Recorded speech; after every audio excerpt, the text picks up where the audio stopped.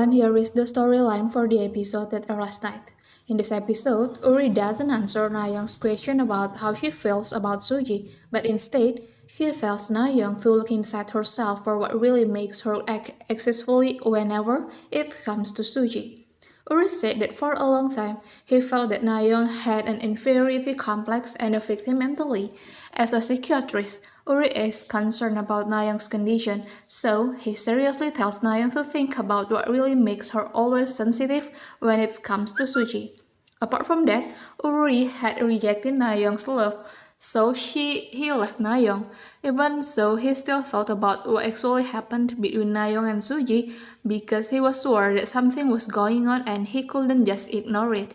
Then, Na-young angrily went into Suji's room and asked what Suji had said to Uri, so that Uri thought Na-young had a victim mentally and an inferiority complex.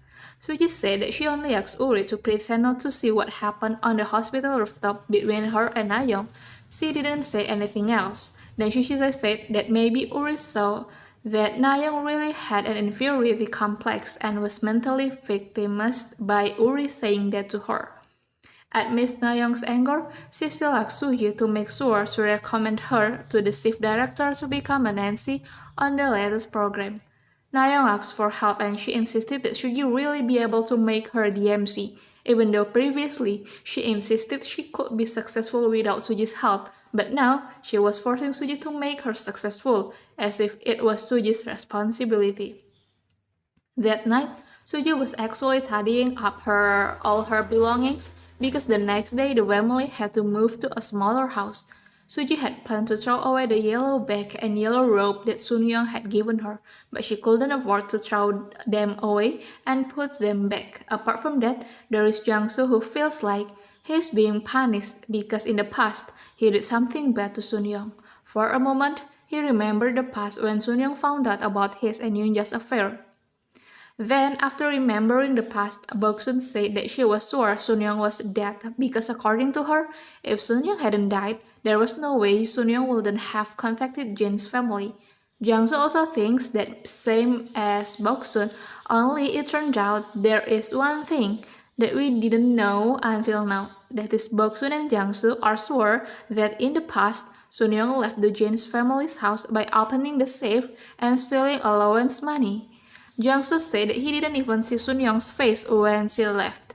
Then Boksun says that Sunyoung is a vengeful and evil woman, but Boksun also said that if she didn't leave the house that day, she could ask why Sunyoung left Sukyo. In my opinion, Sunyoung didn't open the safe and steal the allowance money because Sunyoung is not that cunning type of person. I think the one who opened the safe and stole the allowance money was Yoonja, but she accused Sunyoung of having already left the Jin family's house. Apart from that, Bong-sun said that Sunyoung was a vengeful woman. This is a ridiculous thing. It's normal for Sunyoung to have a grudge. What woman isn't annoyed and doesn't hold a grudge after being lied for more than 1 year by someone she trusted? Which woman doesn't hold a grudge after being cheated on?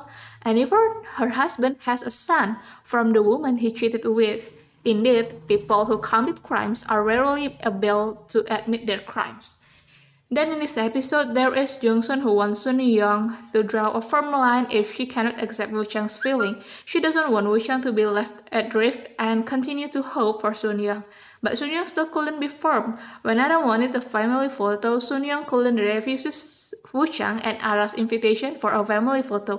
This is also what makes Jung-sun very angry with Sunyoung. According to her, Sunyoung has no conscience because, on the other hand, Sunyoung cannot accept Woo-chang's feelings, but on the other hand, Sunyoung still accepts kindness from Woo-chang, which makes Woo-chang continue to hope. Okay everyone, that's the storyline for this time and thank you for watching my video.